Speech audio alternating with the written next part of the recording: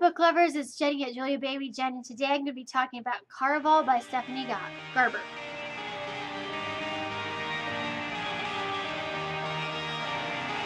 Okay, so today we're talking about this book that came out. This is a new release that came out in February, I believe. I finally got around to it. It's been kind of a buzz book for a while. It came with the February Owl Crate. I actually had pre-ordered it, so I just canceled my Owl Crate for that month because I knew this was going to be the book. The theme was circus, so I knew this was going to be the book in the Owl Crate. So anyway, I have pre-ordered, so now I'm finally getting around to reading it. I've heard a lot of mixed things, mostly positive things, but a few negative. And I think it's just kind of one of those things, whether you like it or not, is whether you're into this kind of a book.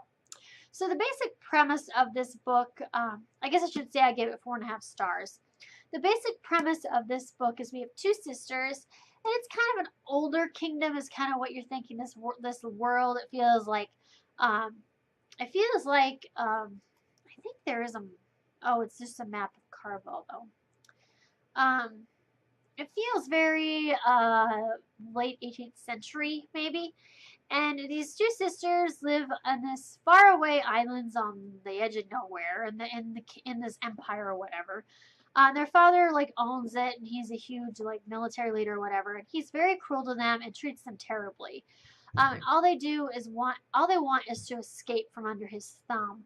The older sister who we're following is Scarlet, and her younger sister is Tella. And Scarlet is betrothed and going to be married here in about a week.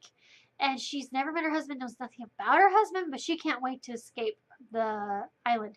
Tella wants them to have an adventure first, and Tella's kind of worried about the kind of man her father picked for her older sister.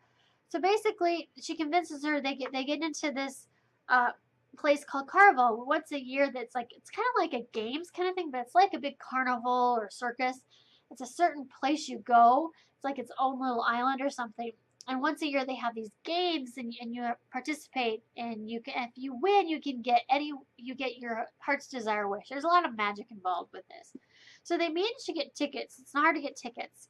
And so Tella managed to get them to this game. And as soon as they get there, she disappears. And Scarlet is told from the very beginning that it's not always real, and that it's only a game. So she's not sure really whether to be worried for her sister, if it's part of the game. It seems like it is, but she's still kind of worried, and so she wants to find her sister. So that's kind of the whole premise to it. It gets started, and then things start happening, and it goes completely out there. So it kind of reminds me, it has that Wonderland feel to it. And you don't know what's real or not. You don't know. So in some ways, it kind of reminds you of a good suspense horror story too, because you don't know what's real or what's not. We're all seeing it through Scarlett's eyes, and she panics quite a bit, but she's wrong a lot, and she makes a lot of mistakes. So it's a big mind game as to what's really going on, and things seem really sinister. So it's just a really interesting book. So the actual feel of it has a sinister horror mind game kind of thing with a Wonderland. There's a lot of fantastical things happening.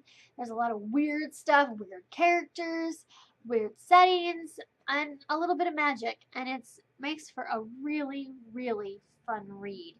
I think my only big criticism of it is there are times that Scarlet drove me nuts because she was being so stupid. And I was like, oh my gosh, Scarlet, quit being so stupid.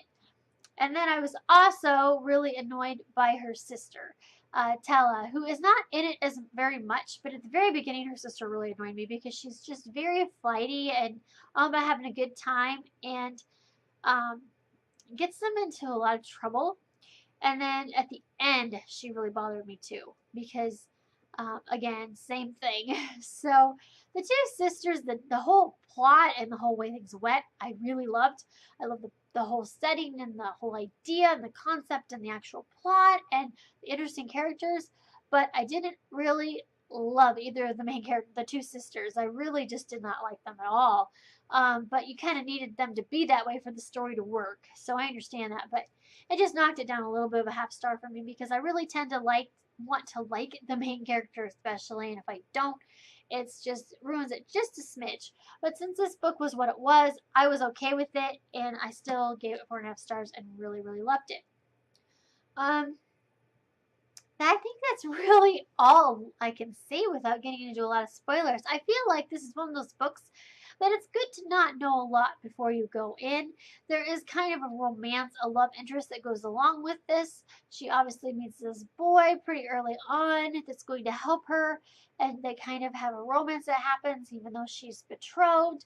Um, but I don't want to tell you a lot because the romance, while that plays a big part of the plot, it's much bigger than that. So there's a lot of history and conspiracies and revenge and all kinds of things going on in this. There's all kinds of different themes. So I really love the way this was written. It's a beautiful book. It's a quick read. I flew through it very quickly.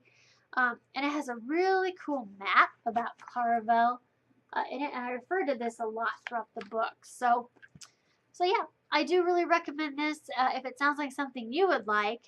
It's compared to The Night Circus a lot, which I have not read, and I'm going to soon. But yeah, I can't tell you if it's like it or not, but that's what I got from it. And yeah, so leave me comments below if you read this and want to chat a little bit more about it. Hope everyone has a good day, and I will talk to you later. Bye.